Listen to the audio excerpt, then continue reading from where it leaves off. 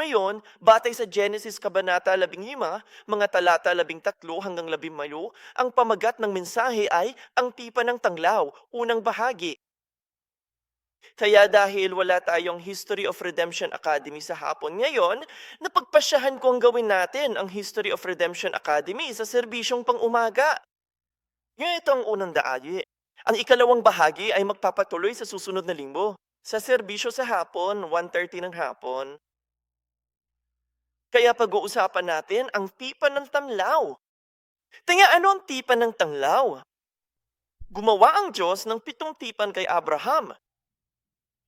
At ang tipan ng tanglaw ang pang-apat. Kaya ang pang-apat sa 7 ay nangangahulugang nasa gitna ito. Kaya makikita natin na ito ang pinakamahalagang tipan. At ang tipan ng tanglaw ay mahalaga dahil itinuturo nito sa atin ang buong kasaysayan ng pagtubos. At ipinapakita nito sa atin, ang konklusyon ng kasaysayan ng pagtubos ay ang kaharian ng Diyos ay itatatag dito sa lupa ng mga tunay na inapo ni Abraham. Kaya alamin natin ang tungkol sa tipan ng tanglaw. Una, ano ang nilalaman ng tipan? Ang tipan ay parang isang kontrata.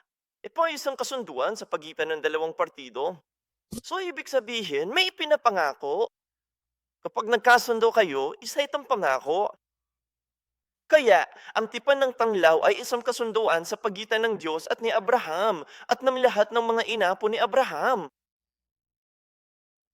Kaya may dalawang pangunahing bagay na ipinapangangako sa tipan ng tanglaw. Ang una ay ang pangako tungkol sa mga inapo. Kaya nangako ang Diyos kay Abraham na nagsasabing magkakaroon siya ng maraming inapo. Sa Genesis 15, versikulo 5, sinasabi, at siya'y inilabas at sinabi, tumingala ka ngayon sa langit at bilangin mo ang mga bituin kung mabibilang mo. At sinabi niya sa kanila, magiging gayon ang inyong mga bini. Kaya ito ang unang pangako ng Diyos na si Abraham ay magkakaroon ng maraming inapo.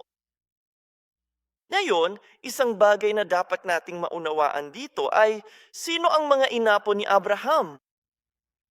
Iyan ay isang bagay na kahit ngayon ay pinagtatalunan pa rin ng maraming iskolar. Siyempre, ang mga Hudyo, sabi ng mga Hudyo, tayo ay mga inapo ni Abraham, tama ba?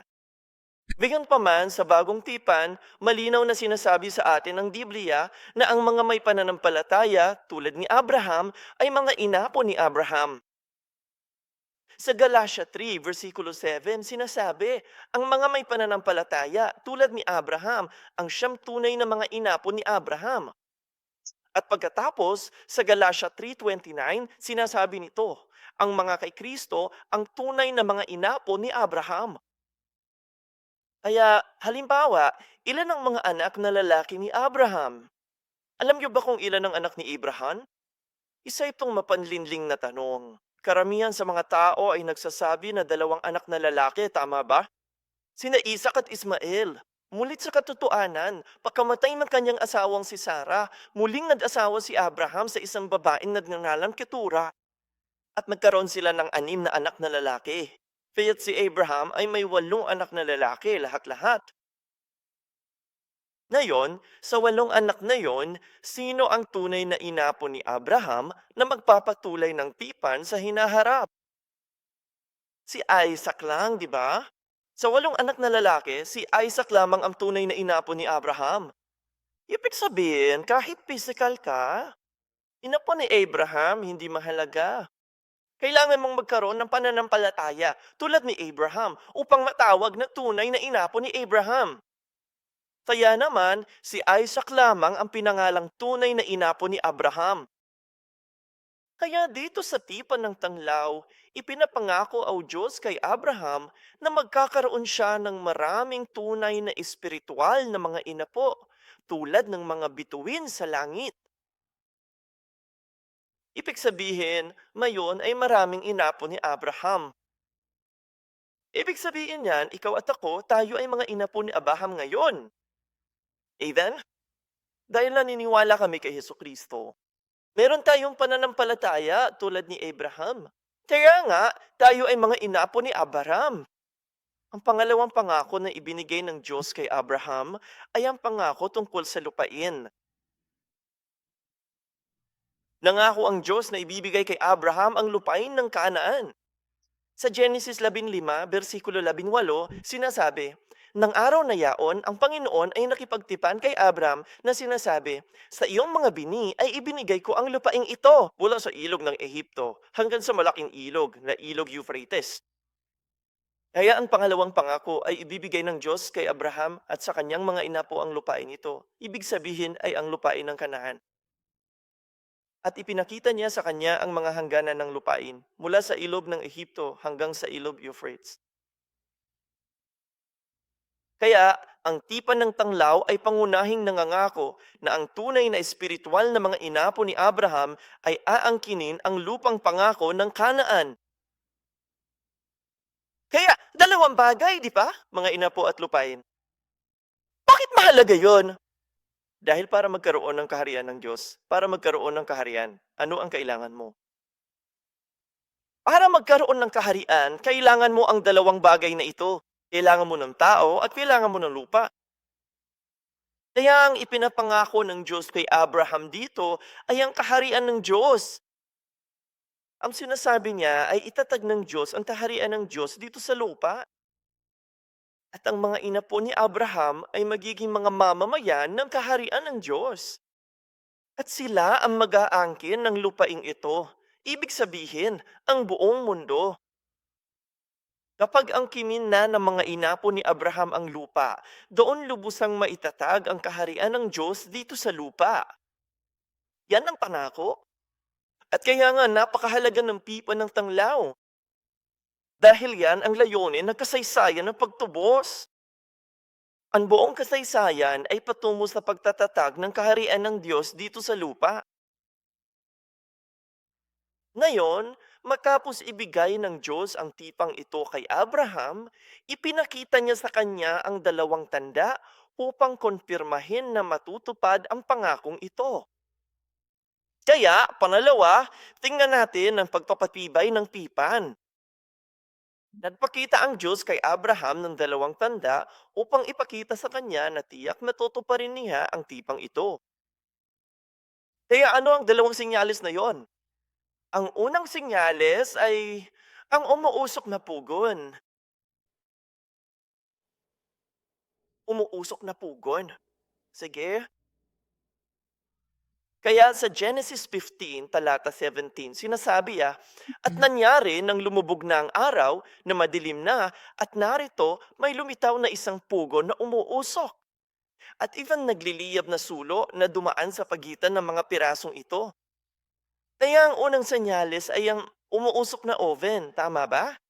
Kaya nung sinaunang panahon, kapag gumagawa sila ng tipan, hinahati mo ang isang hayop at ang dalawang partido ng tipan ay lumalakad sa pagitan ng mga piraso ng hayop. Ngayon, nang gagawin na nila ito, lumitaw ang dalawang bagay na ito, isang umuusok na pugon at isang nagliliyab na sulo. Kaya bakit may umuusok na pugon? Ano ang ibig sabihin yan? Bakit ipinakita ng Diyos kay Abraham ang umuusok na pugon?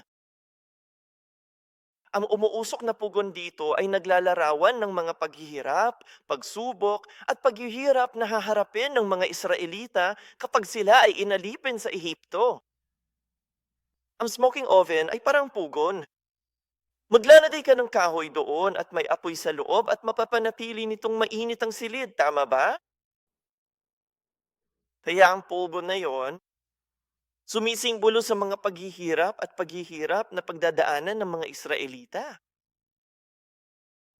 Kaya sa Isayas, Kabanata 48, versikulo 10, sinasabi, "Narito, dinalasay kita, ngunit hindi parang pilak. Sinubukan kita sa hurno ng paghihirap." Kita nyo, ipinuturo sa atin ng talatang ito na sinusubok, binadalisay at sinasanay ng Diyos ang kanyang mga tao sa loob ng hurnong ng pagdurusa.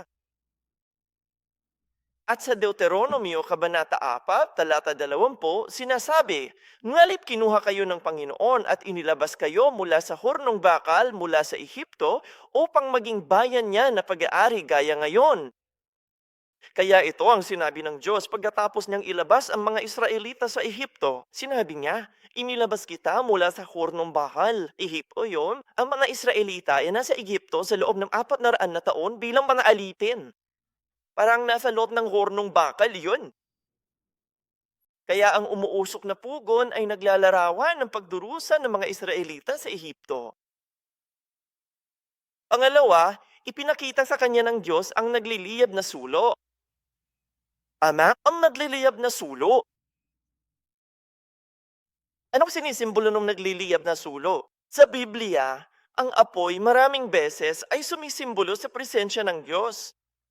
Kaya rito, ang nagliliyab na sulo ay sumisimbolo sa presensya ng Diyos. Kaya gaya ng sinabi ko dati, sa sinaunang malapit masilangan, kapag gumagawa ka ng tipan, sa panahon ngayon, kapag gumagawa tayo ng kontrata, ano ang ginagawa natin? Ang dalawang partido ang pumirma sa mga papeles ng kontrata, hindi ba? Ngunit nung sinaunang panahon, ang paraan ng paggawa nila noon ay nagdadala sila ng isang hayop, hinahati nila ito sa dalawa, at ang dalawang grupo ay naglalakad sa pagitan ng mga pirasong iyon. At ang gawang iyon ay isang simbolikong gawang na nagsasabing, sumusumpa ako na tutuparin ko ang tipang ito. Kung hindi ko tutuparin ang tipang ito, papatayin ako na parang hayop na ito. Diyan sila gumawa ng tipan noon. Pero ang nakakatuwa ay ngayon, sa pipa ng tanglaw dito, tanging ang nagliliyab na tanglaw lamang ang dumaan sa pagitan ng mga piraso. Hindi sinabi ng Diyos kay Abraham na lumakad sa pagitan ng mga piraso. Kaya nga tinatawag natin ang tipang ito na tipang tanglaw. Halimbawa, tinatawag ito ng mga Hudyong scholar na tipan sa pagitan ng mga piraso. Pero tawag naman dito ay tipan ng tanglaw. Ayon sa may akda ng kasaysayan ng pagtubos na si Rev. Abraham Park. At maniniwala ako iyan ang tamang pangalan para sa tipang ito. Bakit? Dahil ang nagbigay ng tipan, ang sumumpa na tutuparin ang tipan, ang mananagot sa tipan, ang siyang tanglaw. At sino ang tanglaw? Ang solo ay kumakatawan sa Diyos mismo. Kaya nga ito tinatawag na tipan ng tanglaw. Kaya't ang nagliliyab na sulo ay dumaan sa pagitan ng mga piraso. Sinasabi niyan sa atin na ang Diyos ang mananagot sa pagtupad sa tipang ito. At tanin ang Diyos lamang, walang iba. Ibig sabihin, kahit na ang mga inapo ni Abraham ang lumabag sa tipan, sino ang magbabayad ng parusa? Ginagawa ito ng Diyos. Ang sabi ng Diyos, gagawin ko. Ako ang mananagot para dito. Kailangan mo lang umupo doon at tanggapin ang mga benepisyo. Kita mo, kaya nga ito ang tipan ng biyaya. Kaya nga nilabad ng mga Israelita ang tipang ito, tama ba? Naligaw sila. Nagkasala sila laban sa Diyos. At sino ang nagbayad ng halaga para dyan? Ginawa nga ni Jesus. Kaya nga ang anak ng Diyos, si Jesucristo, ay naparito sa mundong ito at namatay sa krus. Upang bayaran ang parusa ng paglabag sa kontratang ito, ang tipang ito na ginawa ng Diyos kay Abraham. Kita nyo, tinupad ng Diyos ang kanyang salita. Kahit hindi ang Diyos ang sumira sa tipan, siya pa rin ang nagbayad ng halaga para dito. Iyan ang biyaya ng Diyos. Kaya ipinakita ng Diyos kay Abraham ang dalawang palatandaang ito, ang umuusok na pugon at ang nagliliyab na sulo. Bakit itong dalawang ito? At ano ang kahulugan nito para sa atin ngayon? Kaya ang dalawang palatandaang ito ay nagtuturo sa atin ang dalawang bagay ngayon. Una, itinuturo nito sa atin na ang umuusok na hurno at ang nagliliyab na sulo ay palaging magpupuno sa isa't isa at palagi silang magtutulungan hanggang sa makumpleto ang kaligtasan ng sangkatauhan. Kaya ano ang ibig sabihin niyan? Ibig sabihin, ang umuusok na pugon at ang nagliliyab na sulo ay makakasama natin hanggang sa wakas, hanggang sa pagbabalik ni Kristo. Hanggang sa ganap na maitatag ang kaharian ng Diyos. Ngunit pangalawa, ang ibig sabihin nito ay itinuturo nito sa atin na ang Diyos ay kasama natin. Na ang Diyos ay kasama natin sa lahat ng ating mga pagsubok at paghihirap. Kaya tandaan na ang umuusok na pugon ay sumisimbolo sa mga paghihirap na ating pinagdadaanan sa buhay. Magpapatuloy iyan. Hindi sinasabi ng Diyos na alisin niya ang mga bagay na yon. Hindi mananatili ang mga bagay na yon. Gayunpaman, ang sinasabi sa atin ng Diyos ay kahit sa lahat ng ating mga pagsubok at paghihirap, ang Diyos ay naroon pa rin sa gitna ng ating paghihirap. Kita nyo, ang dahilan kung bakit tayo nakakaranas ng mga paghihirap sa buhay ay dahil sa pagbagsak ng tao, ay dahil sa mga kasalanan ng sangkatauhan. Hindi kasalanan ng Diyos. Gayunpaman, ang pangako ng Diyos ay siya ay sasamahan natin. At haharapin niya ito kasama natin upang malampasan natin ito at malampasan natin yon nang hindi nawawala ang ating pananampalataya. Kaya sa Isaias Kabanata 63, versikulo 9, sinasabi, sa lahat ng kanilang kapidhasyan, siya'y dinalamhati at iniligtas sila ng anghel ng kanyang presensya. Sa kanyang pag-ibig at sa kanyang awa, tinubos niya sila at binuhat at dinala niya sila. Lahat ng mga araw noong unang panahon. Kita mo, sa lahat ng kanilang kapighasyan, siya, na may malaking na nangangahulugang Diyos, ay naroon siya kasama natin sa lahat ng panahon. At siya'y nahirapan kasama natin. Iyan ang pangakong ibinibigay sa atin ng Diyos na yon. Kaya naaalala mo ba ang tatlong kaibigan ni Daniel? Sila ay itinapon sa pugon ng apoy. Ngunit nang tumingin si Haring Nabucodonosor, ano ang nakita niya? 4 na taong nakita niya, hindi 3, di ba? At ang pang-apat na yon, sabi ng Biblia, ay kamukha ng anak ng Diyos. Iyan ay si Hesukristo. Kaya para sa tatlong kaibigan ni Daniel, ang pagkatapon sa Babylonia ay ang kanilang hurno ng apoy. Kaya ang pangyayaring iyon ay nagtuturo sa atin na si Jesus ay naroon kasama nila noong 70 taon ng pagkatapon sa Babylonia. At gayon din, nang tawagin ng Diyos si Moises ay isang pastol. Sa ilaw ng Midian. At ano ang nakita ni Moises? Nakakita siya ng isang nasusunog na palumpong. At nakarinig siya ng isang tinig mula sa nagliliyab na palumpong ngayon. Iyan ay nasa Eksodo, Kabanata 3, talata 2. Sinasabi rito, ang anghel ng Panginoon ay nagpakita sa kanya sa isang nagliliyab na apoy mula sa gitna ng isang mababang punong kahoy.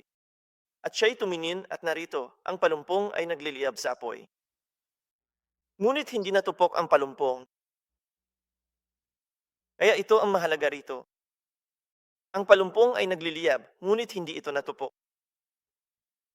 Alam mo, kung ang isang palumpong ay nasusunog ng matagal, dapat ay mablaho ito, tama ba? Walang mapira, abo na nang. Bueno, hindi iyon nangyayari rito. Nagliliyab ang palumpong, ngunit hindi ito nawawala. At naroon ang Diyos at narinig ang tinig ng Diyos mula sa gitna ng apoy. Kaya ano ang ibig sabihin nito? Ang palumpong dito ay sumisimbolo sa mga Israelita. At ang apoy ay sumisimbolo sa kanilang pang-aapi at pang-aalipin sa Ehipto. Sa loob ng 400 na taon. At tumawag ang Diyos mula sa gitna ng apoy. Kaya ang pangako ng Diyos kay Moises dito ay ito. Kahit na ang mga Israelita ay nasa gitna ng paghihirap na ito, sa nagliliyab na palumpong na ito, tama ba? Hindi sila matutupok ng apoy na ito. Hindi sila mawawala, maglaho. Mananatili sila, pagkatapos ay lalabas silang buhay. Iyan ang sinasabi ng Diyos dito. At tinupad ng Diyos ang kanyang pangako. Isinugo ng Diyos si Moises, inilabas ang mga Israelita mula sa Ehipto pagkatapos ng 400 na taon. Napakatagal na panahon ng 400 taon. Kadalasan, kapag ang isang kultura ay lumilipat, ang isang tao mula sa ibang kultura ay lumilipat sa ibang kultura. Aabutin ng halos 3 henerasyon bago nila mawala ang kanilang kultura, mawala ang kanilang wika, mawala ang kanilang pagkakakilanlan. Mga 3 henerasyon, mga 100 taon na yon, di ba? Ang isang henerasyon ay humigit kumulang 25 hanggang 30 taon, 70 hanggang 100 taon. Ngunit ang mga Israelita, sa loob ng 400 na taon, ay inalipin sila sa Ehipto, Ngunit hindi nila nakalimutan ang Diyos. Hindi nila nawala ang kanilang pagkakakilanlan. Iningatan sila ng Diyos at inilabas sila ng Diyos. Ginawa niya silang sarili niyang bayan. Hindi lang isang beses nangyari yon. Una sa Ehipto, pangalawa sa Babylonia, at pagkatapos ay pangatlo noong AD 70. Lubos nga winasak ng mga Romano ang Israel. Wala na ang bansang Israel. Sa loob ng halos 2,000 taon. At pagkatapos ay nabawi nila ang kanilang kalayaan noong 1948 at bumalik silang lahat. At ang kanilang bansa ay muling naitatag. Hindi pa ito nangyari sa kasaysayan noon. Kaya bakit ito nangyayari sa mga Israelita? Dahil ginagamit sila ng Diyos bilang modelo, bilang halimbawa, ipinapakita sa atin na ang mga tunay na inapo ni Abraham, anuman ang uri ng paghihirap na kanilang kaharapin, ay hindi sila matutupok. Hindi sila mawawala. Hindi sila mamamatay ng tuluyan. Ang Diyos ay sasamahan nila sa gitna ng mga apoy na iyon. At iingatan niya ang mga ito. At palalayain niya silang buhay at magtatagumpay. Kaya ang pangakong iyan ay may bisa sa atin ngayon. Sana maniwala kayong lahat dyan na ang Diyos ay kasama natin sa ating mga paghihirap kahit ngayon na. Amen? Pangatlo, tingnan natin ang mga sakripisyo para sa tipan. Matapos ipakita ng Diyos kay Abraham ang dalawang tandang ito, sinabihan ng Diyos si Abraham na magdala ng handog. Sa Genesis 15, mga versikulo 9 hanggang 10, sinabi niya sa kanya, "Dalhan mo ako ng isang dumalagang baka na 3 taong gulang, at isang babaeng kambing na 3 taong gulang, at isang lalaking tupa na 3 taong gulang, at isang bato-bato at isang inakay na kalapati."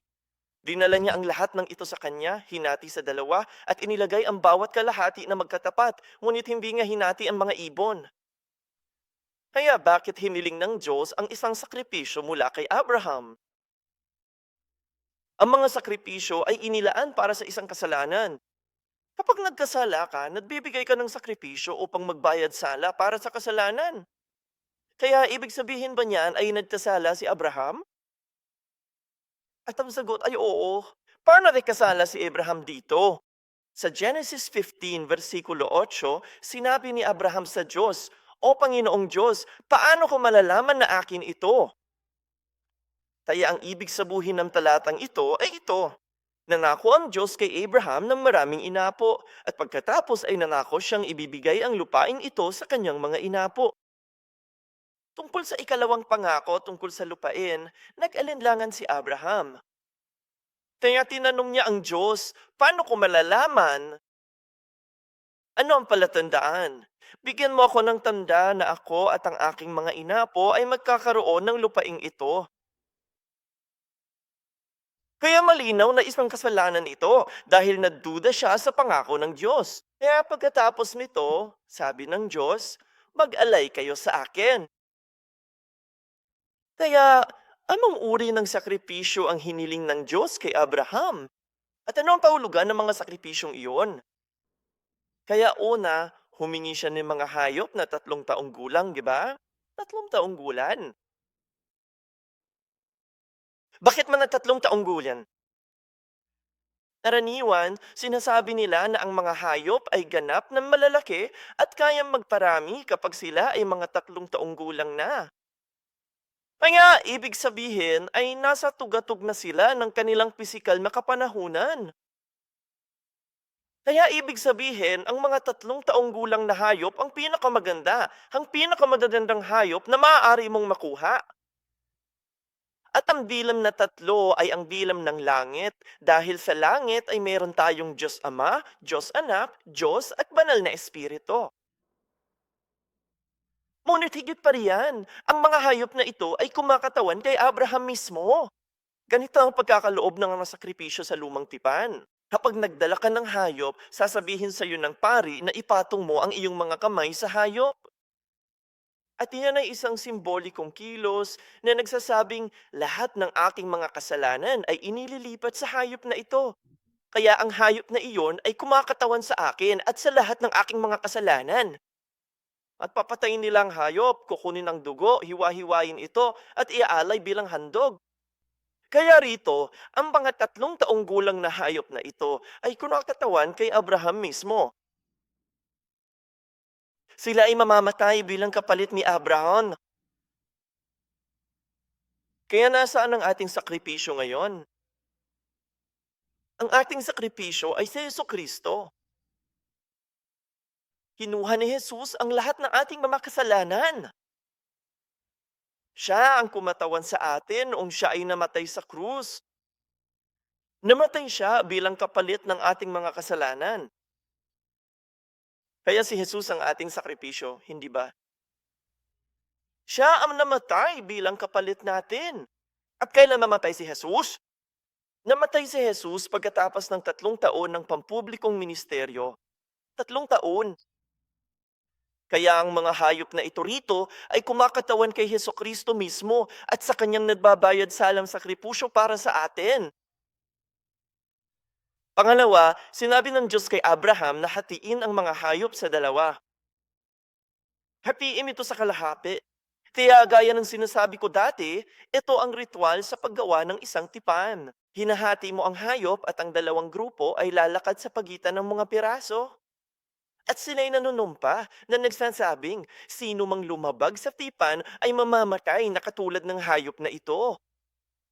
Kaya namatay si Jesus bilang kinatawa ng Diyos upang bayaran ang parusa ng paglabag sa tipang ito. Kaya ano ang nakatutubos na makasaysayang kahulugan ng mga sakripisyong ito? Ano ang kahulugan nito para sa atin ngayon? Ibig kong sabihin, hindi tayo nagbibigay ng mga sakripisyo ngayon, hindi ba? Gayunpaman, ang mga sakripisyo sa lumang tipan ay napalitan ng pagsamba sa panahon ng bagong tipan. Kaya ibig sabihin yan, dito mismo ngayon, sumasamba tayo, tama ba? Ito ang aming handog na hain, aming ibinibigay sa Diyos. Kaya sa mga taga-Roma, Kabanata 12, talata 1, sinasabi, kaya nga, mga kapatid, ipinamamanhik ko sa inyo, alang-alang sa mga kahabagan ng Diyos, na inyong iharap ang inyong mga katawan na isang hain buhay, banal, nakaaya-aya sa Diyos, na siya ninyong espiritual na pagsamba. At nagbibigay tayo ng handog na buhay, at yan ang ating pagsamba. Walang namamatay sa ating pagsamba. Walang hayop na nanamatay. Hindi man lang sa pisikal na aspeto. Okay? Kaya ang pagsamba, ang ating sakripisyo ngayon. At ano ang pagsamba? Ang pagsamba ang ating seremonya ng paggawa ng tipan. Sa pamamagitan ng pag-aalay, si Abraham ay nakikipagtipan sa Diyos, tama ba? Kaya ngayon, sa pamamagitan ng ating pagsamba, tayo ay nakikipagtipan sa Diyos. Kaya sa awit 50, talata 5, sinasabi, tipunin ninyo sa akin ang aking mga banal, yaong mga nakipagtipan sa akin sa pamamagitan ng hain. Ang sakripisyo ay pagsamba ngayon, tama ba? Kaya ibig sabihin niyan ay gumagawa tayo ng tipan dito ngayon. Kapag una mong tinanggap si Hesukristo, yan ang tipan. At bawat linggo ay muling pinagtitibay natin ang ating tipan sa Diyos upang matiyak natin na hindi tayo lumayo sa ating tipan sa loob ng linggo. Kaya nga napakahalaga ng pagsamba. Ito ang seremonya ng paggawa ng tipan natin ngayon. Kaya paano natin maibibigay ang tunay na pagsambang ito sa Diyos? Una, ang pagsamba ay ang pagpatay sa ating mga makalamang pagnanasa. Ano ang pagsamba? Ang pagpatay sa ating mga makalamang pagnanasa. Sa lumang tipan, pumatay talaga sila ng hayop, hindi ba? Ngayon, ano ang papatay natin? Pinapatay natin ang halimaw na nasa loob natin, ang mga pagnanasa ng laman, tama ba? Sa Galatia 5:17, sinasabi ng Biblia, ang mga pagnanasa ng Espiritu ay salungat sa mga pagnanasa ng laman, kaya't hindi inyo magagawa ang nais ninyo. Sigurado akong lahat tayo ay nakakaramdam ng pakikibakang ito na nangyayari sa atin ngayon, tama ba? Nariyan ang espiritual na pagnanasang nagnanais na gawin ang kalooban ng Diyos. Ngunit nariyan ang ating laman na hahadlang sa atin sa paggawa ng kalooban ng Diyos. Nandito na ang laban na yan, di ba? Ano ang pagsamba? Ang pagsamba ay ang pagpatay sa mga pagnanasa ng laman upang ang espiritu ay mabuhay at upang magawa natin ang kalooban ng Diyos. Iyan ang ginagawa namin dito ngayon. Ang pagpatay sa ating mga makalamang pagnanasa. Gaya ng sinasabi sa Galatia 5:24, na yon, ipinakuna ng mga na kay Kristo Jesus ang laman kasama ang mga masasamang hilig at mga kahalayan nito. Pangalawa, ang pagsamba ay ang pagpapanibago ng ating isipan, pag-aalis ng mga luma at makamundong kaisipan at pagpapanibago ng ating isipan gamit ang mga espiritual na kaisipan. Sa mga taga-Roma Kabanata 12, talata 2, sinasabi, huwag kayong magsyayon sa sanglibutang ito, kundi magiba kayo sa pamamagitan ng pagbabago ng inyong pag-isip, upang mapatunayan niyo kung ano ang kalooban ng Diyos, kung ano ang mabuti, kaaya-aya at ganap. Nakikita mo yan, sa mga taga-Roma 12:1, sinasabi nito sa atin na ang pagsamba ay ating sakripisyo. At pagkatapos, sa talata 2, sinasabi nito sa atin na ang pagsamba ay nagbabago ng ating mga isipan upang tayo ay mabago sa pamamagitan ng salita ng Diyos. Kaya habang tinatanggap natin ang salita ng Diyos, habang sumasamba, binabago natin ang ating mga iniisip. Naku, mali ang kaisipang ito. Kailangan ko nang alisin ito. Dahil itong sinasabi ng salita ng Diyos, kailangan itong mangyari sa ating pagsamba. Yan ang tunay na pagsamba. Kaya sa awit 51, talata 17, sinasabi, ang mga hain sa Diyos ay bagbag na espiritu, isang bagbag at nagsisising puso, o Diyos, ay hindi mo hahamakin. Bakit may pusong sawi at pusong wasak? Dahil tayo ay mga makasalanan. Mayroon tayong kasalanan sa ating mga puso. Kaya naman, sa pamamagitan ng pagsamba, kailangang mabasag ang ating mga puso upang tayo ay mabago bilang matuwid na tao ayon sa wangis ni Kristo. Kaya, bilang konklusyon, ang pagsamba ay ang pagsasagawa ng pagkamatay sa sarili at pamumuhay kay Kristo. Ano ang pagsamba? Ang pagsamba ay ang pagsasagawa ng mamamatay sa sarili. Tandaan, sa lumang tipan, ang hayop ay namatay. Sumisimbolo iyan sa halimaw sa loob natin na namamatay. Kailangan nating mamatay sa ating sarili at mabuhay kay Kristo. Kaya sa Galatia 2:20, sinasabi nito, ako'y ipinako sa krus na kasama ni Kristo. At hindi na ako ang nabubuhay, kundi si Kristo ang nabubuhay sa akin. At ang buhay na ikinabubuhay ko ngayon sa laman, ay ikinabubuhay ko sa pamamagitan ng pananampalataya sa anak ng Diyos, na nagmahal sa akin at nagsakripisyo para sa akin. Amen. Kaya ito ang tunay na pagsamba. At ito ang ating panahon kung saan muling pinagtitibay natin ang ating tipan sa Diyos. Kada linggo para siguraduhing hindi tayo lumayo sa ating kontrata, sa ating kasunduan sa Diyos. At sa pamamagitan ng tipan ng tanglaw, ipinangako ng Diyos kay Abraham na ang kanyang mga inapo ay magiging mga mamamayan ng kaharian ng Diyos. Ang kanyang mga inapo ang mamumuno sa kaharian ng Diyos. Kaya't bawat linggo, sa ating pagsisimba, suriin natin ang ating sariling pananampalataya at tingnan, nananatili ba tayong tunay na mga inapo ni Abraham? Mayroon ba tayong pananampalatayang katulad ni Abraham? At sa paggawa nito, naway manatili tayo sa loob ng tipan habang buhay. Upang matanggap natin ang pagpapala ng pag-angkin sa kaharian ng Diyos bilang ating sariling bayan. Amen. Manalangin tayo.